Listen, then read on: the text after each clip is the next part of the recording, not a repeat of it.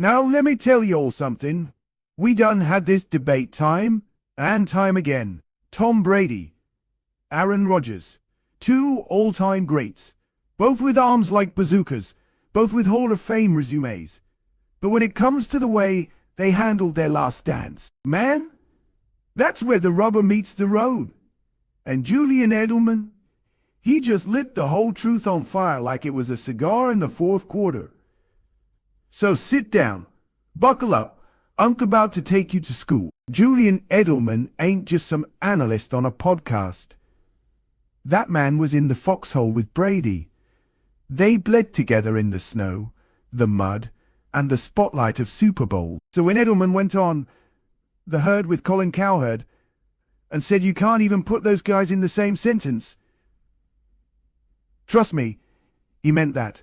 Now what did he mean by that exactly? He was talking about how Tom Brady and Aaron Rodgers handled their final years.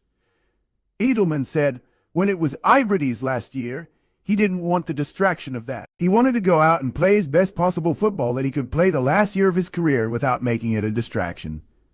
Now that right there, that's what leaders do. Brady ain't need no farewell tour. He ain't need balloons and tribute videos in week 9. What did he do? He showed up every Sunday, zipped that helmet on, and gave defenders a full dose of 12-gauge greatness. No leaks, no press conferences about retirement, just ball. Meanwhile, look, I love Aaron Rodgers' game.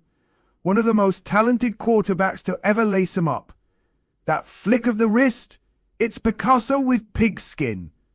But Rodgers, he got a lil problem. He loves to narrate his own legend. Brady played the long game. Rodgers plays the broadcast. He went on the Pat McAfee show and told the whole world 2025 is probably his last season. And maybe that's cool if you're trying to sell jerseys or manifest a documentary. But football ain't a retirement tour. Football is war. And war don't care if it's your last day. So now the Steelers, who were trying to build something under Mike Tomlin, gotta accommodate the Aaron Rodgers experience, complete with darkness retreats, ayahuasca anecdotes, and weekly wisdom drops. That's a whole lot of talk for a guy with one Super Bowl. Let me ask you something. If I told you a man won 7 Super Bowls in 20 seasons, and another man won 1 Super Bowl in 20 seasons, who you crowning? Rodgers got the stats. Who you crowning? Rodgers got the stats. 4 MVPs, first ballot Hall of Famer, a thrower of the football, unlike anything I ever seen. But what did Brady say? You play to win the game. You know what Tom did? He stacked habit. Every morning that man got up, studied tape, did pliability training, kept his mouth shut, and let the scoreboard do the talking. Rodgers, man, sometimes he more concerned with how he feels than how he plays. Edelman said. Brady didn't want to make it about him. Rodgers, he's already said it's his last year. We've heard this before. That's the cold part. We've heard it multiple times. Because Aaron treats retirement like a Tinder profile. Swipe left, swipe right. I might be done, or not. That ain't leadership. That's limbo. Let's talk fit. When Tom Brady left New England, he didn't pick just any team. He didn't go where the lights were brightest. He went to Tampa Bay. Why? Why? Because they had everything. Weapons, O-line, defense, coaching. Brady didn't need to be the reason. He wanted to be the final piece. Now look at Rodgers. He signs a 1-year deal with the Steelers, $13.65 million, $10 guaranteed, incentives up to $19.50 M. Pittsburgh's a great organization. Mike Tomlin, first class. But this offense ain't ready for a Super Bowl run. They lost George Pickens. They added DK Metcalf, sure. But you still got questions about that O-line, about chemistry, about the OC Arthur Smith. Edelman kept it real. Aaron doesn't know his teammates at all yet. once again, is going into another year behind. This ain't the NFC North anymore. You can't just show up in Pittsburgh and freestyle a Super Bowl out of thin air. Let me introduce you all to a stat I invented. It's called the Distractions Index. Brady, he kept that number low, even during deflatate. Yeah, I said it. That man kept his focus locked on the field. Divorce? Paparazzi? He still gave you all 4,000 yards like he was handing out groceries. Rodgers? Woo boy.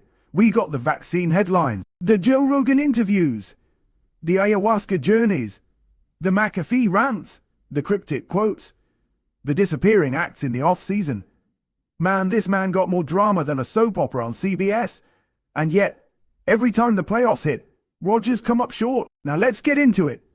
Brady is 35-13 in the playoffs. 7 rings, 10 Super Bowl appearances. Rodgers, 12-11. Let that marinate. And here's the kicker. Rodgers has lost at home in the playoffs, multiple times as the highest seed. Brady, man, he's won road playoff games in Lambeau, Arrowhead, and New Orleans. In his 40s, Rodgers couldn't get past Jimmy Garoppolo, couldn't outdo Jared Goff, couldn't finish off Eli Manning, couldn't beat Tom Brady on his own turf. That's not just unlucky, that's a pattern. Brady and Rodgers don't just play different, they speak different. When Brady lost, he said, I need to play better. When Rodgers lost, he said, guys need to step up. When Brady had rookies, he said, guys need to step up. He said, I trust them. When Rodgers had rookies, he said, they got to earn it. You see the difference? One of them builds a culture. The other one critiques it. Julian Edelman felt that firsthand. He knew Brady was all in always. He saw how Brady held everyone accountable, including himself. Rodgers, Edelman ain't seen that same fire. Time waits for no man. And football? Football don't care about your past MVPs. Rodgers is 41.